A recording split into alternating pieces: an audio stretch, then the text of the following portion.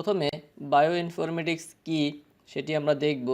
Bio informatics তিনটি শব্দের সমন্বয়ে গঠিত হয়েছে। বায়ো ইনফরমেশন থেকে ইনফর এবং ম্যাটিক্স, এই তিনটি শব্দের সমন্বয়ে বায়ো ইনফরমেটিক্স শব্দটি তৈরি হয়েছে। বায়ো কথার অর্থ হলো এভরিথিং রিলেটেড টু লাইফ, যেমন এখানে আমরা দেখিয়েছি বায়োলজি অর্থাৎ জীবন সংক্রান্ত বিজ্ঞান, এখান থেকে এসেছে বায়ো।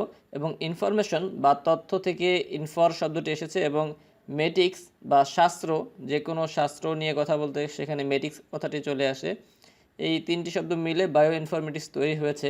অর্থাৎ বায়ো ইনফরমেটিক্স হলো এমন একটি বিজ্ঞান বা সায়েন্সের এমন একটি ব্রাঞ্চ যেখানে জীবন সংক্রান্ত তথ্য নিয়ে গবেষণা করা হয়।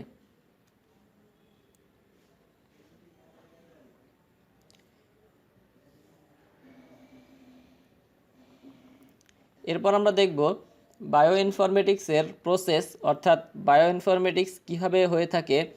বায়ো ইনফরমেটিক্স হওয়ার জন্য যেই কয়েকটি বিজ্ঞান জড়িত এর পেছনে, তার মধ্যে রয়েছে কম্পিউটার সায়েন্স, রয়েছে ম্যাথমেটিক্স, ইঞ্জিনিয়ারিং, স্ট্যাটিস্টিক্স এবং বায়োলজি। এই পাঁচটি ফিল্ডের বিভিন্ন তথ্য উপাত্ত নিয়ে বায়ো ইনফরমেটিক্স গঠিত। বায়ো ইনফরমেটিক্স নিয়ে গবেষণা করার জন্য বিভিন্ন সফটওয়্যার ব্যবহার করা হয়ে থাকে, সফটওয়্যার ডেভেলপ করা হয়ে থাকে। এই সফটওয়্যারগুলোর মধ্যে যেই সব প্রোগ্রামিং ল্যাঙ্গুয়েজ ব্যবহার করা হয় তার মধ্যে রয়েছে SQL, C plus plus, Perl, Java, MATLAB, XML ইত্যাদি। এই সফটওয়্যারগুলোতে বিভিন্ন তথ্য উপাত্ত বিশ্লেষণ করে, অর্থাৎ জীব সংক্রান্ত বিভিন্ন বায়ো ইনফরমেটিক্সের তথ্য উপাত্ত বিশ্লেষণ করে বিভিন্ন ইমেজ এবং সিগন্যাল প্রসেস করা হয়। এই ইমেজ এবং সিগন্যালগুলো প্রসেস করে 3D মডেলিং তৈরি করা হয়, এবং এই 3D মডেলিং থেকে কাঙ্ক্ষিত রেজাল্ট বা আউটপুট বের করা হয়, এবং এগুলো দিয়ে গবেষণার কাজ বা রিসার্চ ওয়ার্ক করা হয়।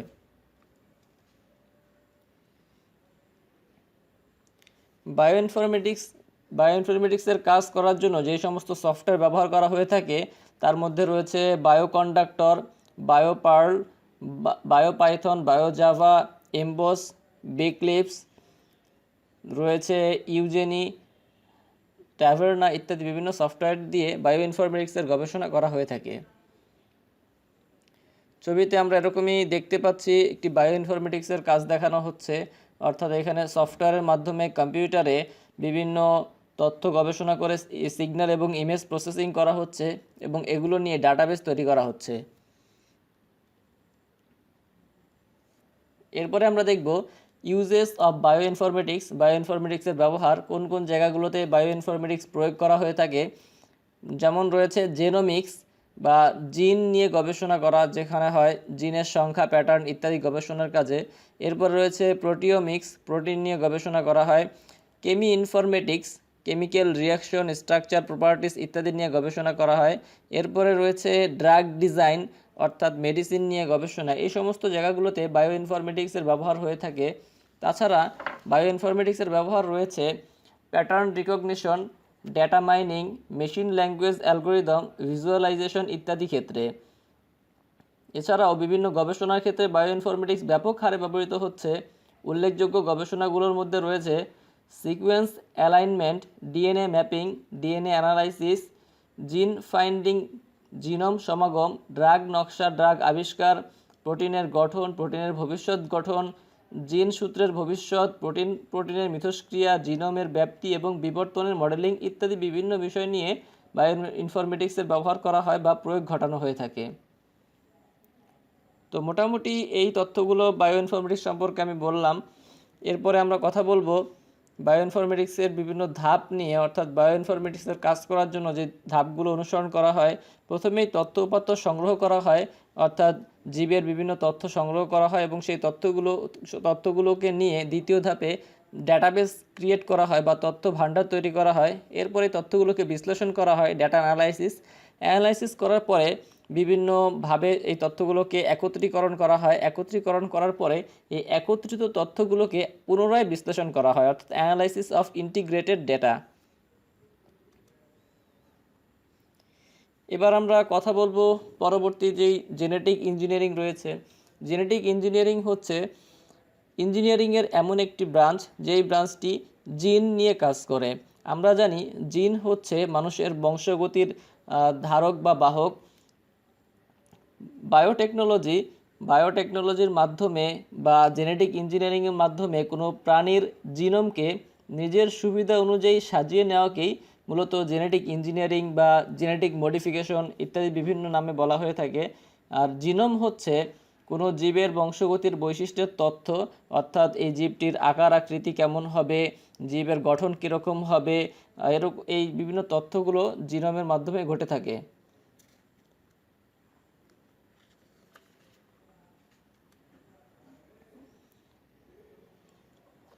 জেনেটিক ইঞ্জিনিয়ারিং মূলত একাধিক ডিএনএ প্রোটিনের সমন্বয় করে একটি নতুন বৈশিষ্ট্যের জীব তৈরির প্রক্রিয়া। যেমন উন্নত প্রজাতির বিভিন্ন পশু, গরু, ছাগল, তারপর রয়েছে ফসল, ধান, উদ্ভিদ ইত্যাদি বিভিন্ন জায়গাতে জেনেটিক ইঞ্জিনিয়ারিংয়ের ব্যবহার করা হয়ে থাকে। অর্থাৎ আমরা এক কথা যদি বলতে চাই তাহলে বলতে পারি জেনেটিক ইঞ্জিনিয়ারিং হচ্ছে বিভিন্ন প্রজাতির জীবের বা বিভিন্ন প্রজাতির প্রাণী থেকে প্রাণী বা জীবের জিনগুলোকে একত্রিত করে উন্নত প্রজাতির কোনো একটি বস্তু, হতে পারে সেটি উদ্ভিদ, হতে পারে সেটি প্রাণী বা এরকম যে কোনো কিছু তৈরি করা যে প্রক্রিয়া, মূলত এটিই হচ্ছে জেনেটিক ইঞ্জিনিয়ারিং। যেমন এখানে কিছু উদাহরণ দেখলে আমরা বুঝতে পারবো। এখানে একটি ফল দেখা যাচ্ছে বাম পাশের ছবিতে। এই ফলটি বাহির থেকে দেখলে মনে হবে আপেল, কিন্তু ভিতরে কাটা একটি ছবি দেখা যাচ্ছে যেটি মূলত আপেল নয়, বা কমলা বা মালটা যেটা আমরা বলে থাকি, এরকম অন্য একটি প্রজাতি এখানে চলে এসেছে। অর্থাৎ এখানে একই সাথে দুইটি প্রজাতির সংমিশ্রণ ঘটানো হয়েছে। তারপরে ছবিতে রয়েছে এক ধরনের কুল বা বরই, যেটিকে আমাদের দেশে অনেক নামে বলা হয়ে থাকে, আপেল কুল বা আরও বিভিন্ন নাম রয়েছে। যেই বরইগুলোর সাইজ আমাদের দেশি বরইয়ের তুলনায় অনেক বেশি বড় হয়ে থাকে। অনেক ক্ষেত্রে দেখা যায় যে এক একটি বরইয়ের সাইজ আপেলের মতো এত বড় হয়ে থাকে। এরপরের ছবিতে আমরা এরকম একটি দেখতে পাচ্ছি। তারপরের ছবিটি বা শেষ ছবিটিতে আমরা দেখতে পাচ্ছি দুইটি আপেলকে জোড়া লাগানো হয়েছে। লাগানো হয়েছে। এটি মূলত একটি প্রতীকী ছবি। এই ছবিটির মাধ্যমে বোঝানো হচ্ছে জেনেটিক ইঞ্জিনিয়ারিং হলো এমন একটি বিষয় যেখানে একাধিক ধরনের পণ্যকে একত্রিত করে একটি নতুন প্রজাতি তৈরি করা হবে। যেমন এই ছবিতে আমরা দেখতে পাচ্ছি প্রথম ক্লোন শিপ বা ভেড়া হলো ডলি নামের একটি ভেড়া। এটি সম্পর্কে বলা হয়েছে ডলি 5 জুলাই 1996, 14 ফেব্রুয়ারি 2003, অর্থাৎ 1996 সালে এটি তৈরি করা হয়েছিল। এই ডলি শিপটি সংকর জাতীয় একটি শিপ তৈরি করা হয়েছিল এবং 2003 সালে এটি মারা যায়। It was a female domestic sheep and the first animal to be cloned from an adult somatic cell using the process of nuclear transfer, অর্থাৎ নিউক্লিয়ার ট্রান্সফার প্রসেসের মাধ্যমে এই সংকর জাতের ডলি শিপ নামে এই ভেড়াটিকে তৈরি করা হয়েছিল। এরপরে আমরা দেখব জেনেটিক ইঞ্জিনিয়ারিংয়ের ব্যবহার। প্রথমে দেখা যাচ্ছে ডিএনএ এর ওপর গবেষণা করে উন্নত প্রজাতির প্রাণী, উদ্ভিদ, সার, খাদ্য ইত্যাদি তৈরি করার জন্য এই জেনেটিক ইঞ্জিনিয়ারিং ব্যবহার করা হয়ে থাকে। তারপর মেডিসিন তৈরিতে ব্যবহার করা হয়, উন্নত মানের প্রোটিন তৈরিতে ব্যবহার করা হয়, বিভিন্ন এনজাইম নিয়ে কাজ করার জন্য জেনেটিক ইঞ্জিনিয়ারিং ব্যবহার করা হয়ে থাকে, আইন শৃঙ্খলার উন্নতির কাজে ব্যবহার করা হয়ে থাকে। এছাড়াও রয়েছে চিকিৎসা, গবেষণা, শিল্প এবং কৃষিসহ অন্যান্য অনেক ক্ষেত্রে জেনেটিক ইঞ্জিনিয়ারিংয়ের ব্যাপক প্রয়োগ রয়েছে। জেনেটিক ইঞ্জিনিয়ারিংয়ের মাধ্যমে ইনসুলিন, হিউম্যান গ্রোথ হরমোন, ফলিস্টিম, বন্ধ্যত্ব চিকিৎসার জন্য হিউম্যান অ্যালবুমিন, ভ্যাকসিন, অনেক প্রকারের ঔষধ উৎপাদন করা হয়ে থাকে। এছাড়াও জেনেটিক ইঞ্জিনিয়ারিংয়ের মাধ্যমে জেনেটিক মডিফাইড ইঁদুর দিয়ে মানবদেহের বিভিন্ন রোগ সংক্রান্ত গবেষণা চালানো হয়। মানবদেহের বিভিন্ন অঙ্গ প্রত্যঙ্গ সংক্রান্ত পরীক্ষা নিরীক্ষার জন্য জেনেটিক্যালি মডিফাইড শূকর, শাবক উৎপাদন করা হয়েছে। প্রকৃতি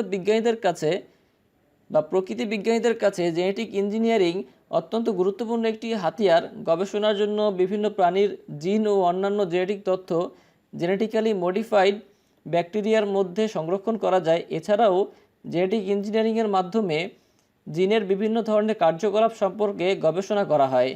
জেনেটিক ইঞ্জিনিয়ারিং পদ্ধতি ব্যবহার করে আণুবীক্ষণিক জীব যেমন ব্যাকটেরিয়া, ইস্ট অথবা ইনসেক্ট, ম্যামালিয়ান সেল ইত্যাদি থেকে বাণিজ্যিকভাবে প্রয়োজনীয় প্রোটিন উৎপাদন করা যায়।